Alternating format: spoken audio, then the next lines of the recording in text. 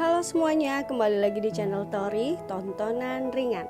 Kali ini saya akan coba mereview sebuah film drama yang berjudul Ode to My Father 2014. Film ini bercerita tentang janji seorang anak laki-laki kepada sang ayah untuk menjaga keutuhan keluarganya. Penasaran?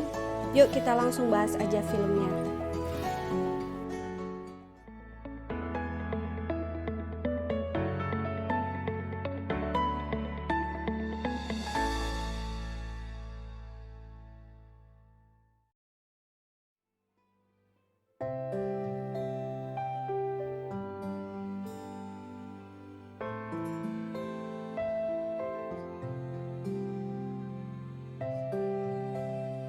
Film ini dibuka dengan kemunculan pria dan perempuan tua yang sedang duduk di depan rumah. Sang pria ialah Deok-soo, menceritakan tentang mimpi masa kecilnya kepada istrinya Yongja. Dari situlah kisah film ini dimulai. Bagaimana Deok-soo bisa tinggal di Busan hingga dia tua.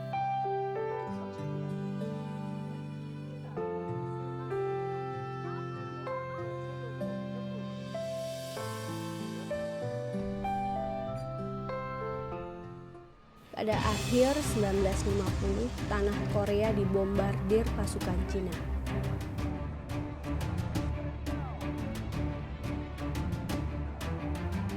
Perang berkecamuk hingga terjadi pengungsian 14.000 warga dari wilayah utara ke selatan.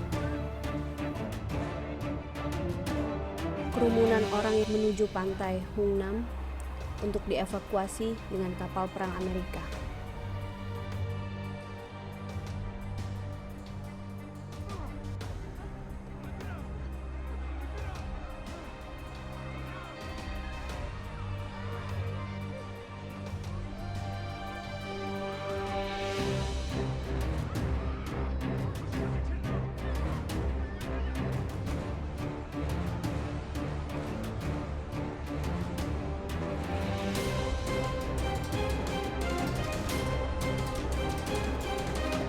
Bocah laki-laki Deok-soo terlihat berjuang keras menyelamatkan diri beserta anak perempuannya yang masih balita di gendong.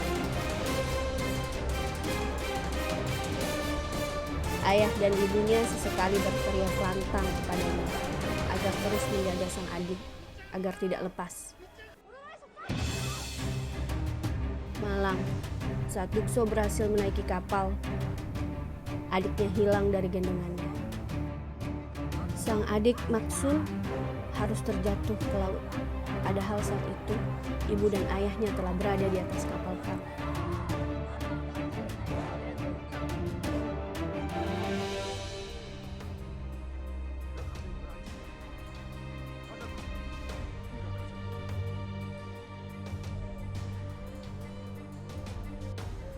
Kemudian sang ayah turun dari kapal perang untuk menyelamatkan adik Deok-soo.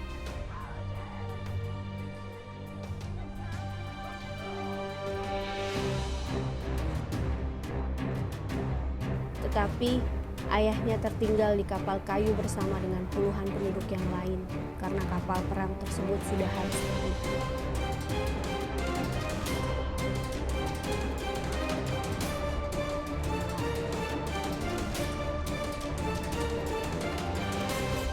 Sejak saat itulah Deok-soo dan ibunya harus terpisah dengan sang ayah.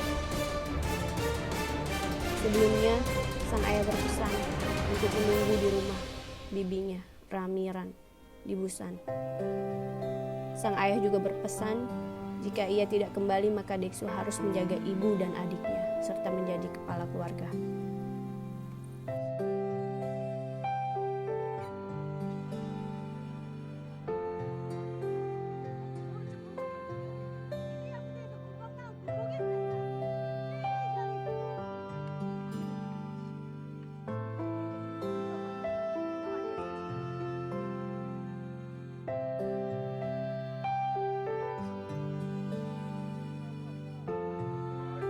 Sebagai anak pertama dalam keluarga tanpa ayah, Deksu bekerja apa saja untuk membantu ibunya menghidupi keluarga mereka. Mulai dari menyemir sepatu sejak masih bocah,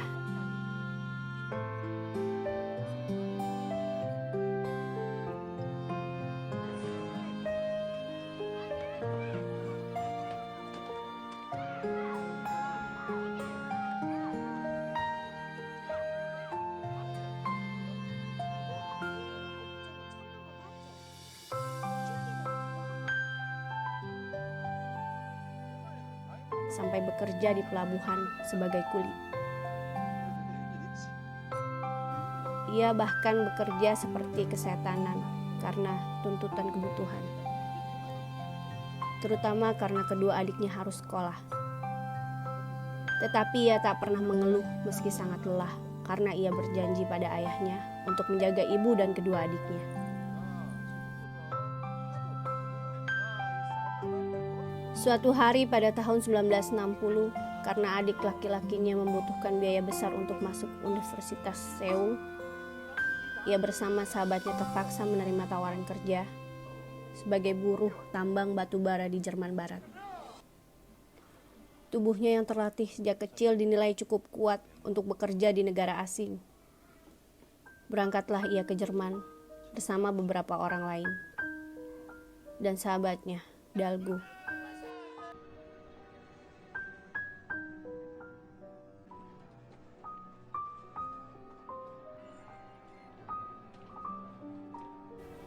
Di dalam tambang yang terpendam di dalam bumi, tubuh-tubuh putih Asia mereka berubah hitam seperti arang.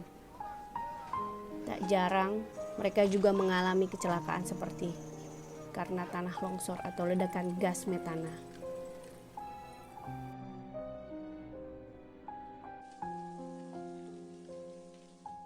Dalam kesedihan yang acap kali ditumpahkannya dalam tangis diam-diam di malam hari karena rindu kampung halaman, ia bertemu dengan seorang gadis Korea, Yongja, yang bekerja sebagai perawat.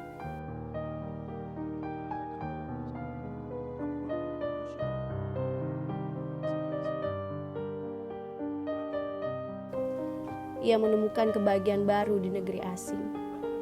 Bersama Yongja, ia habiskan akhir minggu dengan tamasya dan makan makanan Korea.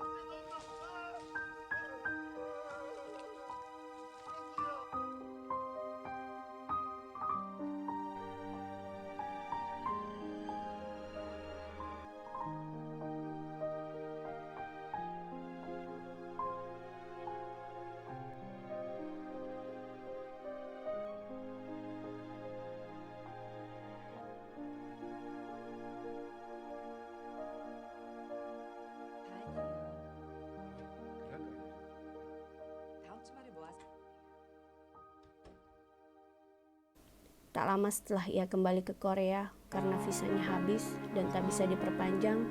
Namun kerja kerasnya yang berbayar cukup tinggi mampu membuatnya membelikan rumah yang cukup besar untuk ibunya dan membiayai kuliah adiknya.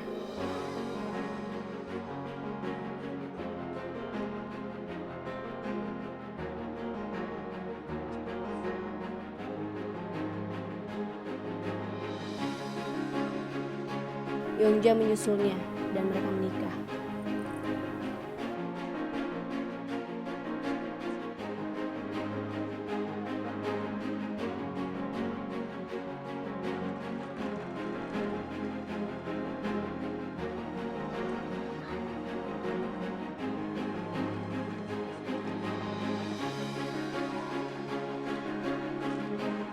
Tahun 1970-an, bibinya meninggal, dan toko bibinya yang sebenarnya telah diwariskan padanya dijual pamannya secara sepihak. Ia sangat kesal, karena toko itu menjadi satu-satunya harapan untuk bertemu dengan ayahnya.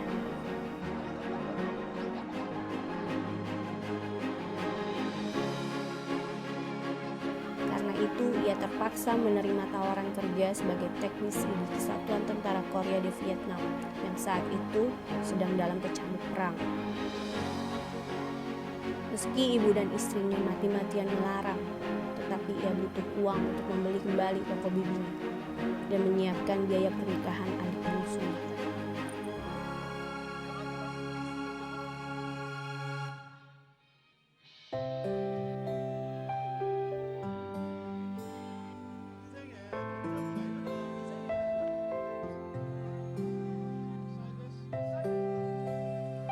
Di Vietnam hidupnya tak mudah.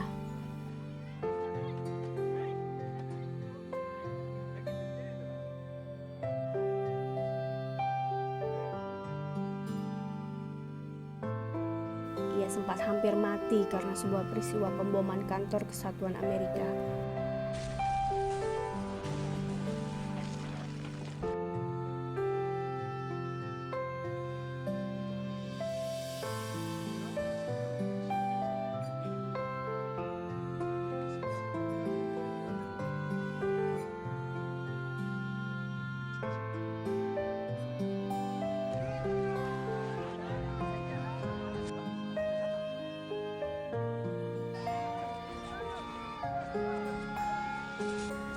Hingga tertembak saat berusaha menyelamatkan warga yang menjadi tawanan gerilyawan Vietcong.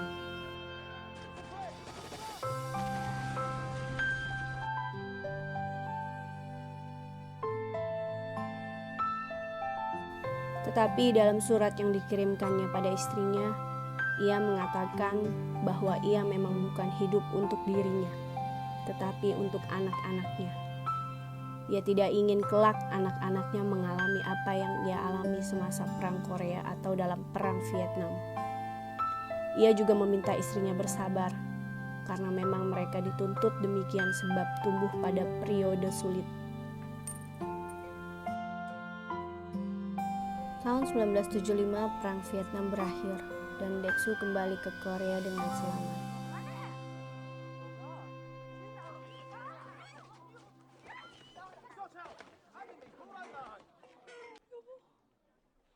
영재야.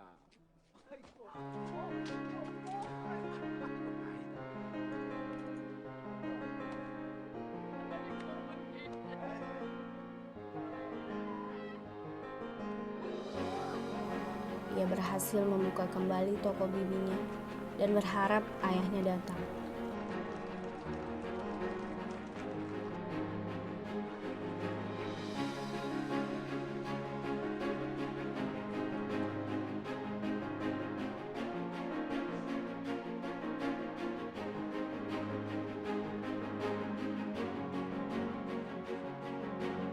Saat itu juga sedang populer sebuah program televisi yang mempertemukan anggota keluarga yang terpisah selama Perang Korea.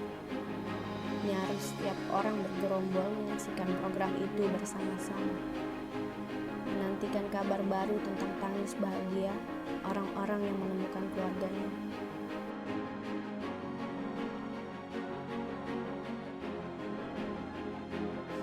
Berharap bertemu kembali dengan ayah dan adiknya, Daegu pun mendaftar program tersebut.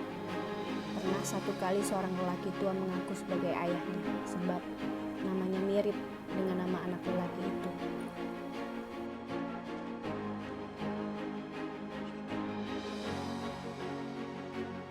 Sampai kemudian, Maksun yang telah tinggal di Los Angeles, Amerika dan telah menikah, menemukan Daegu melalui program itu. Maksun yang terlepas dari genggaman Daegu ditemukan oleh tentara Amerika, dibawa ke kapal dan dikirim ke panti asuhan, dan kemudian diadopsi satu keluarga Amerika sampai ia lupa namanya dan tak bisa berbahasa Korea.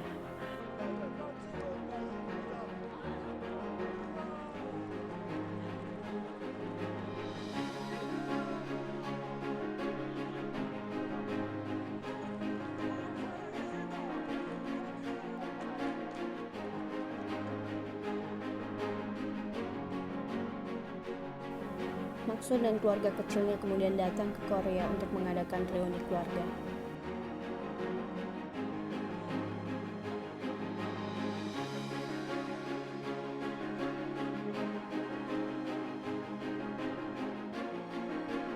Setahun kemudian ibu mereka meninggal dunia.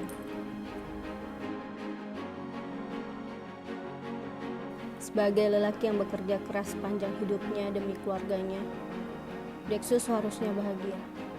Apalagi ia dikelilingi oleh beberapa anak, menantu dan cucu yang membuat keluarganya sangat ramai.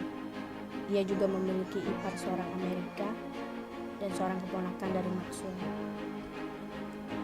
Tetapi beban di hatinya tak pernah bisa dilepaskan. Ia sangat rindu ayahnya dan memandangi fotonya lama sekali sambil sesekali menciumi baju peninggalan ayahnya.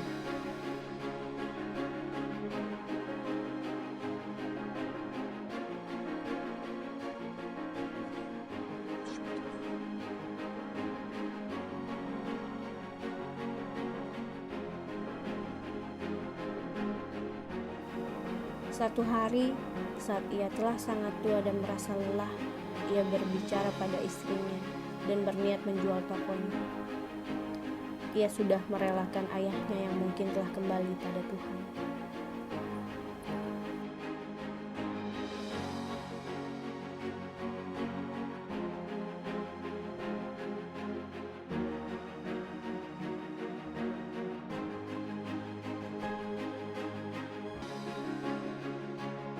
Sedikit ulasan dari saya. Film ini adalah gambaran dari kisah para korban perang Korea yang merindukan perjumpaan kembali dengan keluarga mereka. Hingga saat ini, kerinduan semacam itu masih membelenggu warga Korea yang tumbuh dalam satu budaya tapi dipisahkan oleh ideologi. Juga bagi warga Korea yang diadopsi keluarga Amerika, di mana mereka merasa kehilangan akar budaya karena lupa nama mereka sendiri, nama keluarga dan bahasa ibu mereka. Perang selalu menyisakan pedih dan merenggut banyak hal dari kita.